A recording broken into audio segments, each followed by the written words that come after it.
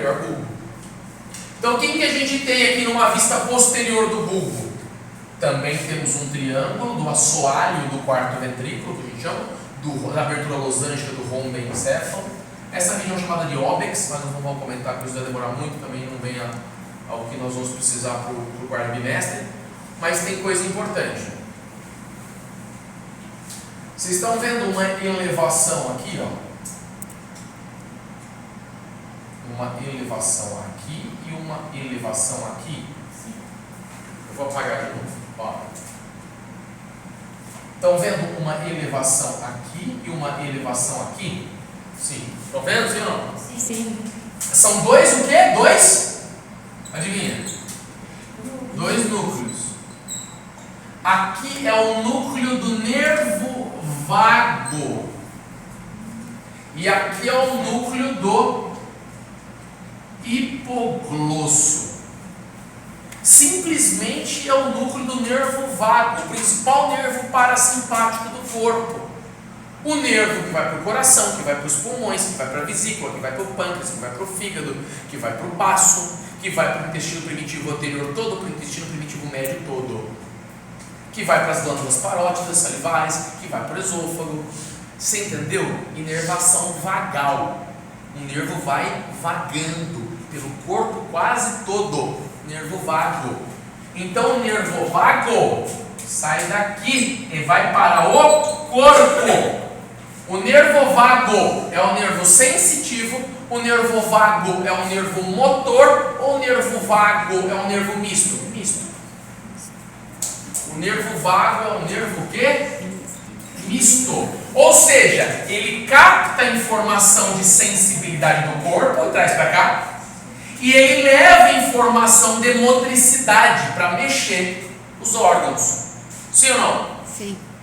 Ótimo. O que o nervo vago faz com o coração? Bradicardia. O nervo vago faz o que com o coração? Faz ele bater mais lento. O que o nervo vago faz com os pulmões? Broncodilatação. O que o nervo vago faz com o TGI, o trato gastrointestinal? O que o nervo vago faz com o esôfago? Aumenta a motilidade do esôfago. Está vendo que tem ações diferentes em órgãos diferentes? O que o nervo vago faz para a salivação? Acelera, aumenta a salivação. O que o nervo vago faz, por exemplo, para o estômago? Aumenta a motricidade do estômago. O que o nervo vago faz para o intestino? Acelera o movimento do trânsito intestinal. Sim ou não? Intestino até o intestino primitivo médio, ou seja, até o segundo terço do cólon transverso. O cólon descendente, o cólon sigmoide, o reto canal anal é outro nervo, vem da porção sacral, porque ele também não é comprido desse jeito para chegar até lá embaixo. Professor. Aí tem que pedir ajuda para quem? Para a inervação parasimpática sacral. Se eu tiver errado, você me corrige, né? Tá. Músculo estriado, cardíaco, involuntário. Músculo estriado e involuntário. Por que ele é involuntário, então? Ué, porque essa inervação é involuntária. Ela é involuntária. Claro, o sistema nervoso autonômico, simpático e parasimpático, ela é involuntária, você não comanda o nervo vago. Só estou mostrando de onde ele sai. Todos os nervos cranianos são involuntários. Todos não, né? A gente precisa separar alguns deles. Mas o nervo vago é involuntário. Por exemplo, hipoglosso e glossofaríngeo tem parcelas voluntárias, claro. O óculo motor parcela voluntária, o troclear parcela voluntária, o abducente parcela voluntária, mas o nervo vago a gente não comanda. Então o batimento cardíaco ele recebe bradicardia pelo nervo vago e a taquicardia pelo gânglio estrelado simpático. Então vocês precisavam ter uma aula de sistema nervoso autonômico. Isso é muito importante para vocês. Nós precisamos ter uma aula qualquer dia de sistema nervoso autonômico. Sistema nervoso simpático, sistema nervoso o quê? Parasimpático. Nós estamos falando aqui de inervação parasimpática. Só que o sistema simpático é uma cadeia ganglionar ao longo da medula. Entende ou não? Isso é para um segundo momento. Voltando ao nervo vago. Então ele é sensitivo e motor. Só que nem sempre ele excita e nem sempre ele inibe. Foi o que eu falei. Se ele aumenta o trânsito estomacal, se ele aumenta o trânsito intestinal, para que isso possa aumentar, o esfíncter tem que abrir. O esfíncter do cardio, o esfíncter do pilórico, o esfíncter esofágico. Então ele aumenta a contratilidade, ele aumenta a dinâmica do tubo, mas ele relaxa o esfíncter. Deu para entender? Como a ação dele é dúbia, ora ele é excitatório, ora ele é inibitório. Ora ele excita algum órgão em tecido, ora ele inibe um órgão em tecido. Tudo bem? Mas dá para ficar sem o nervo vago? Até dá. Muitos são os prejuízos, mas até dá. Por quê? Porque a maioria desses órgãos tem o quê? Uma autoexcitabilidade. São células autoexcitáveis e autorreguláveis, igual no coração. Se eu cortar o nervo vago, o coração não para de bater. Se eu cortar o nervo simpático do gânglio estrelado, também não para de bater. Porque as células do nódulo sinatorial são autoexcitáveis e autorreguláveis, mas isso é uma conversa no segundo momento. Diga. Qual seria a consequência disso acontecer? De perder o nervo vago? A consequência ou a causa? A consequência é você diminuir a motilidade gástrica, a consequência é você ter um fechamento esfincteriano, e a causa pode ser um acidente automobilístico, lacerou um nervo vago, ou fez uma vagotomia excessiva. O que é uma vagotomia? Isso é de propósito. O cirurgião, após uma avaliação, o médico após uma avaliação, um outro profissional, ou encaminha para a vagotomia, ou ele próprio faz a vagotomia. O que é a vagotomia? Claro, você não vai cortar um nervo vago aqui, né? Você vai cortar o nervo vago na porção que está chegando no órgão que você quer reduzir o impulso. Deu para entender o que eu quero dizer? Então você pode seccionar o nervo vago que vai para o pâncreas, ou que vai para o fígado, ou que vai para o estômago, dependendo de o que está acontecendo com aquele órgão. Se aquele órgão tem uma hiperexcitabilidade de contração, dá para fazer uma vagotomia, cortar aquele raminho de nervo vago que se insere no intestino, que se insere no estômago, você diminui o trânsito intestinal. Então, só que a vagotomia é um recurso que se usa lá na ponta da corda, quando os terapêuticos não funcionaram. Mesma coisa com a hipertensão arterial. O paciente toma diurético, toma beta-bloqueador, toma diurético de alça, furosemida, hidroclorotiazida, Lasix, toma qualquer coisa. Não funciona. Faz como todos os tratamentos, beta-bloqueador, diminui a frequência cardíaca, uma pressão muito baixa. O que tem que fazer? Uma alternativa é pegar o quê? Pegar o gânglio estrelado que vai lá para o nódulo sinatorial no coração e fazer o quê? Uma cauterização dessa inervação que excita o maquinário cardíaco. Deu para entender? Diminuindo a frequência cardíaca. Então são muitas as alternativas ali, farmacológicas, terapêuticas e cirúrgicas. Tá? E que infelizmente nós não temos tempo para muito conteúdo. Eu queria ficar com vocês uns 2, 3 anos, porque tem muita coisa. Porque a psicologia é uma profissão da área da saúde. Tem ou não? Apesar de que muita gente confunde achando que é da humanidades, mas não é. Eu já disse que eu não tenho nada contra a humanidades. Eu adoro humanidades. Filosofia, sociologia, antropologia, sou apaixonado também por isso. Adoro. Direito também é humanas, né? Amo Nietzsche, adoro Foucault, muita coisa, gosto mesmo. Mas não tenho tempo para estudar. Só que psicologia é uma profissão da área do quê? Da saúde. Vocês sabem, eu sou funcionário do MEC, do Ministério da Educação. Então tá lá, no rol lá das subclassificações do MEC. Psicologia está na área da saúde. Então vocês precisavam ter mais conteúdo nesse sentido, não é? Porque como é que você vai subjugar que aquilo veio do psique se você não avaliou quem? O físico. Como é que você fica nesse jogo físico-psicológico? Você precisa ter uma boa noção do que é físico, não é? Para prejulgar de que aquilo vem de uma alteração do psique, que seja psicossomática, psicogênica. Você precisa entender um pouco do físico, não é? Da estrutura do tecido, do que é liberado, do que não é liberado, não é?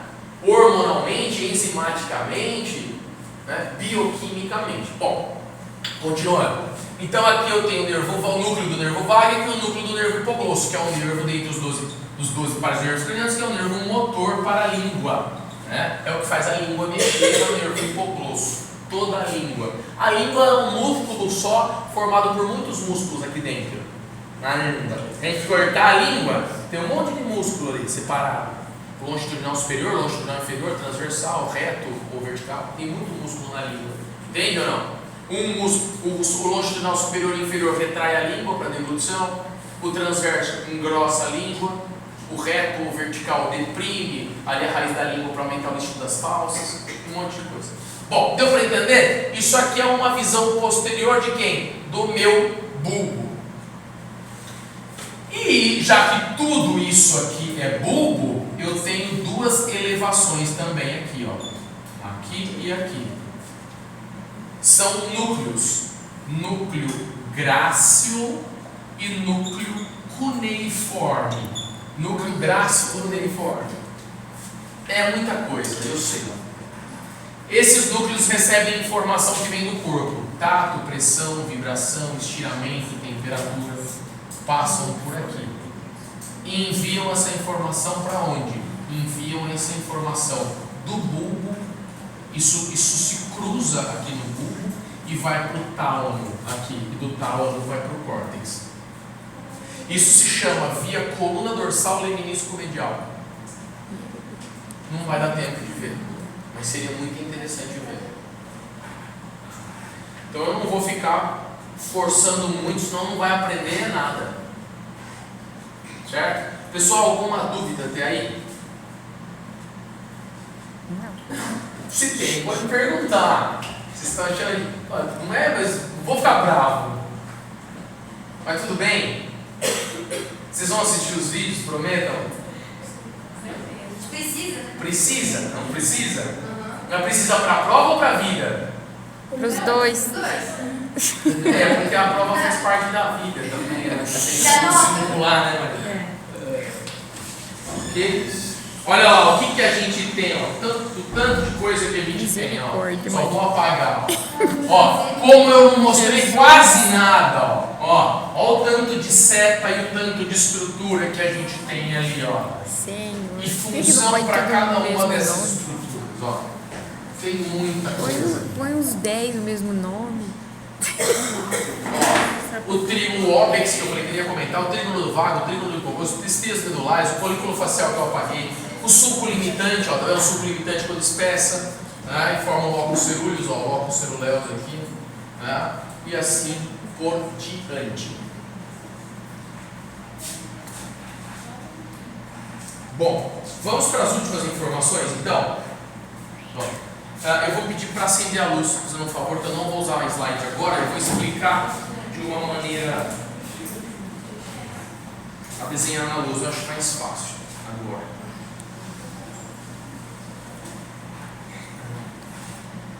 Ó, eu vou desenhar o tronco encefálico de lado, tudo bem? Então o que eu tenho aqui? Ó? O mesencéfalo, a ponte e o bulbo. Aqui eu tenho o cerebelo, aqui eu tenho todo o meu córtex,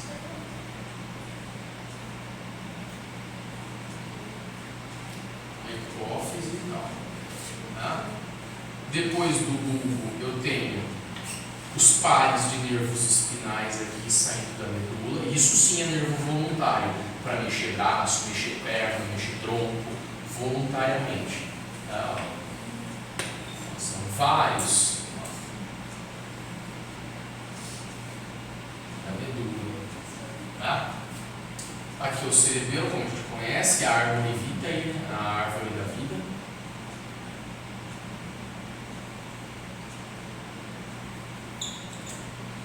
E aqui, ó, lembra que eu tenho um buraquinho? E esse buraquinho está passando aqui. Nossa, professor, o que é esse buraquinho? Lembra quando a gente cortava o mesencéfalo assim, ó? Quando a gente cortava, eu sei que ninguém fala nada, às vezes é mania. Ó, já para não falar, né? Ó. Preventivamente, para não falar. Tá. Se eu cortar transversalmente o mesencéfalo, eu vou ter o quê? O que eu vou ter se cortar transversalmente o mesencéfalo? Ah, vocês sabem, vai? A do capeta. Isso aí, isso aqui. Lembra? Substância o quê aqui escura? Negra. Negro-negra. Muito bem.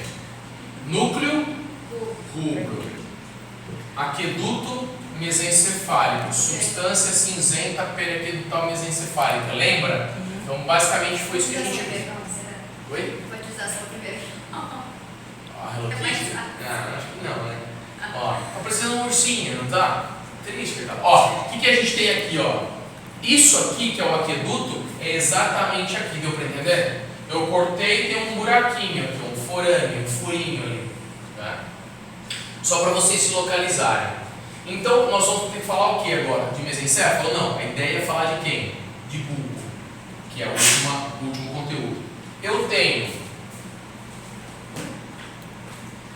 um núcleo anterolateral no bulbo. Um núcleo anterolateral no bulbo. Lembra que eu disse que quando fosse explicar isso, eu ia explicar um da ponte? Eu tenho dois na ponte, que eu não expliquei antes. Um núcleo superior e um núcleo inferior na ponte. E tenho esse núcleo. Nossa, não vai, né? Vai de preto mesmo. Eu tenho um núcleo anterolateral aqui. E tenho um núcleo posterior. Então, olha só. Eu tenho um núcleo, outro núcleo, onde? Aqui é o quê? Que estrutura é essa? Ó. Aqui é mesencéfalo, sim ou não? Aqui é o que no meio? Ponte. E aqui é o que? Bulbo. Sim ou não? Eu tenho dois núcleos aqui na ponte, um de cima e um embaixo. Esse núcleo da frente é chamado de núcleo pneumotáxico. E esse núcleo de baixo é chamado de apnêustico. Não precisa me matar agora. E eu tenho dois núcleos aqui no bulbo. Um núcleo anterolateral e um núcleo posterior. O que isso tem a ver com o quê? Com a respiração, com a ventilação. Você pensa para respirar? Depende. Normalmente em repouso não. Só que quando você acelera, você corre, você faz com auxílio da musculatura acessória, que a gente chama, esternocleidomastoide, escaleno anterior, médio, posterior. Você recruta a musculatura acessória, você acelera os movimentos de diafragma, você consegue. Então, o diafragma, que está aqui, ó, a musculatura diafragmática, sabe o diafragma aqui? Ele recebe um nervo. Qual é o nome do nervo? É um nervo que sai aqui de uma altura medular de C3. Tudo bem, C3? Cervical 3? Esse nervo vem para... Nossa, segura. Ó, esse nervo vem para esse diafragma e um outro nervo vem para esse diafragma. Como é chamado esse nervo aí? Que sai da medula de C3 e vai para o diafragma? Nervo frênico. Já ouviu falar do nervo frênico? Esse nervo aqui é o nervo frênico. Nossa, professor, está enrolando muito, então não estou. Quem que inerva o diafragma? Nervo frênico. Nervo frênico sai de qual altura medular? C3. Quando é automática a respiração, o Mário está em repouso, está respirando, não está pensando para respirar. Ninguém está pensando para respirar. Agora, nesse momento, devem estar, né? Mas antes de eu falar, ninguém estava. Então, se ninguém está pensando para respirar, essas informações estão vindo de quem? Do tronco encefálico. Sim ou não? Sim. A informação vem para o tronco, do tronco para a medula, da medula para o diafragma. Isso em repouso, autonomicamente, sem pensar. Só que a gente tem que saber o que cada núcleo desse faz. O núcleo anterolateral do bulbo realiza o quê? Realiza a expiração, controla a expiração. O núcleo posterior controla a inspiração. Ok? Expiração e inspiração, sim ou não? Sim. Só que a expiração é fácil você controlar a inspiração, porque ela é passiva.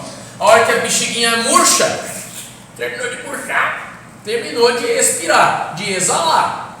Agora, você precisa controlar a inspiração, concorda? Você imagina você começar a inspirar e não conseguir parar?